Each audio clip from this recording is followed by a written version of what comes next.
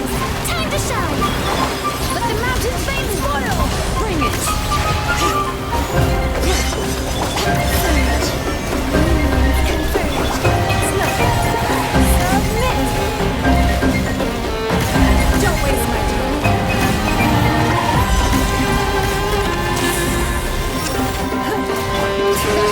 Hear the echoes of the valley! Let my name echo in song! Give up! Hello everyone, welcome back. I came across some very questionable gameplay for Ningguang from a particularly large YouTube channel. I'm of course talking about Jamie. No hate to Jamie of course, but it kind of got me thinking that it seems like people still don't really understand how Ningguang works, so I just wanted to get into her. We're here in the simulacrum with Ningguang, and I'm just doing this completely off the fly, and I'm not really scripting it because, well, let's just quickly go through Ningguang's kit. We obviously have her normal attacks. Her normal attack chain is just, of course, one normal attack, and that's about it. There's just different animations that you can use. Her skill is summoning the Jade screen, like so, and then her ult is, of course, micro missiles. But what I want you to notice is that when you have a Jade screen active,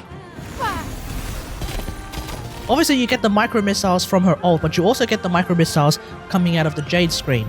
And as it turns out, if we actually have a look, or we actually can't in the simulacrum, but if you actually have a look at Ningguang's talent scaling, the Jade screen micro missiles as well as Ningguang's ult micro missiles, they do the same damage.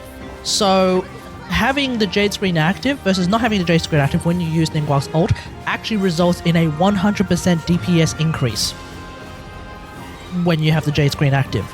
There's not that many things in this game, I think, that can result in a double damage type dealio, so definitely worth making sure that your Jade screen is active if you want Ningguang to actually do a lot of damage, right? And then on top of that, that's additional Geo app coming from her ult when you have something like her Jade screen active. Why did I bring up all of that? Well, because the main thing that I was seeing in the very questionable Ningguang gameplay from Jamie was that, well, the Jade screen was getting broken because he was too close to a boss. Because when you have something that can break a Jade screen, for example, Zhongli's pillar, is one of the really annoying things about the Zhongli Ningguang synergy. It's actually quite anti-synergistic because if you're too close to the pillar and you use the Jade screen, it breaks. And that is of course very annoying because if I were to then pop her ult, I'm only getting the ult damage. There's no Jade screen ult damage, so my DPS is just dropped in half with that ult, so we do not like that, right? So if you want to be able to actually get her Jade screen out without it breaking all the damn time, well, we have a few options that we can use. So if we were to summon that pillar again, if you're far enough away but still not too far away, Give up! you can actually summon, of course, the Jade screen. The Jade screen will show up, but the Jade screen will actually do damage to the boss if we pretend that the pillar is where the boss is. Because the Jade screen AoE, as far as I can tell, is actually a circle. It's not actually a line as the Jade screen would sort of pretend it would be. It's not actually a line, it's a circle. So you can actually be close enough without being too close to the boss, and then you summon the Jade screen, it actually does damage. Alternatively, if you are near the boss, you can actually press, let's say, down in this case, and actually summon the Jade screen. You can do that actually in a rather quick succession, so you can do that, for example, and you actually summon the Jade screen on this side, it will still hit the boss. Now, depending on what the boss is, this angle might actually cause the Jade screen to still break because perhaps the boss has a wing, for example, and it's all the way out into the side, and so then the Jade screen will clip the wing and therefore break on impact. Alternatively, if you were to actually look back and do this, usually the Jade screen still does damage. As you can see, the Jade screen is still close enough for the pillar's microwave to actually cause a second microwave, so I'm pretty sure the Jade screen is actually close enough to actually hit the boss. So that's all of the theory behind how you can summon the Jade screen. This is something that I think Ningguang mates have understood for a while, so let's put it all into practice. We have something like the dragon boss, so let's just do a bit of a team setup real quick. Probably should have done Columbine and I. That's okay, whatever. So if we're too close to the boss, no Jade screen. This we should all understand to be the case. Obviously, that is going to be the thing. But if we were to then turn around and do this, our skill still did damage, and we know for a fact that our skill still did damage because we were able to collect the particles from Ningguang's skill, and you don't really get to collect the particles from Ningguang's skill unless it of course hits. So we'll do that again. There's the geoparticles coming from Ningguang's skill. So when you look backwards from a boss, for example, that actually would otherwise break the Jade screen, then you can do that. So let's put that really into action. Converge. Like so. Into ult. Don't waste my time. Into skill. Etc, etc. And then of course you can just continue with whatever the hell it is you're doing.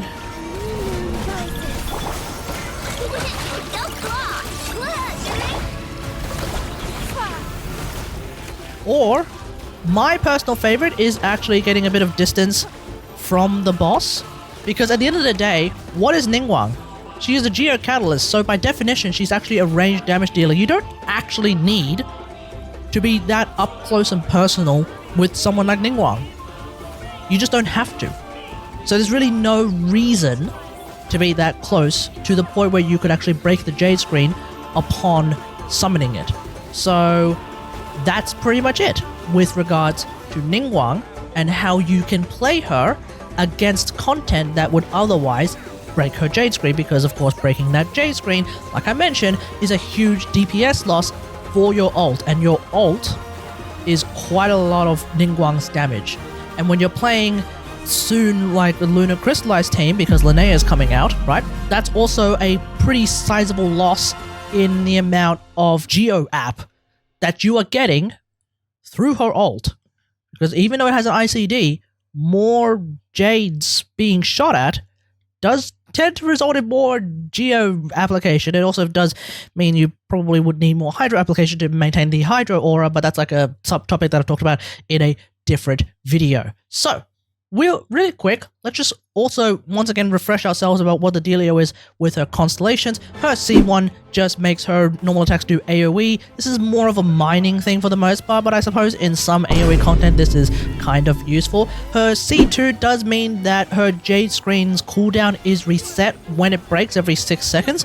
So what this means is that the normal gameplay loop, as you would have seen in my demonstration in the simulacrum, is to go skill into ult, but possibly into skill again. And the reason why I go skill into ult into skill again is because there is a cooldown on the amount of energy that you can get from her skill. It's very annoying. I wish it weren't real, but it's a thing. And so because of that, I kind of don't like doing skill into ult into like charge attack into skill. That usually gives you a little bit more of like enough time to actually get that extra energy from your second skill. The reason why I don't like doing that is because then you run into this sort of mismatch in cooldowns between your skill and your ult, and I'd rather just get Ningguang's energy back by some other means. And in these Lunar Crystallized teams, I get the feeling that energy isn't really that big of a problem for Ningguang. So yeah, that's kind of been something that I've been sort of doing now, is skill into ult to skill again into the charge attack because of her C6, which we'll talk about in a second. Ningguang's C3 is her ult. Ningguang's C4 is a resistance shred of 10%. It's geo resistance. Actually, I think it's all resistance shred now that I think about it. So yeah, that's actually kind of nice. And then of course you've got Ningguang C5, which is skill, and then of course her C6. This is how you get the 7 star Jades, the Jades from her that you can use on her charge attack, of course. So that's why charge attacks end up being a pretty big and pretty sizable thing for Ningguang. If you happen to have a C6. And getting Ningguang C6 is actually relatively straightforward, because I'm pretty sure I'm going to do some live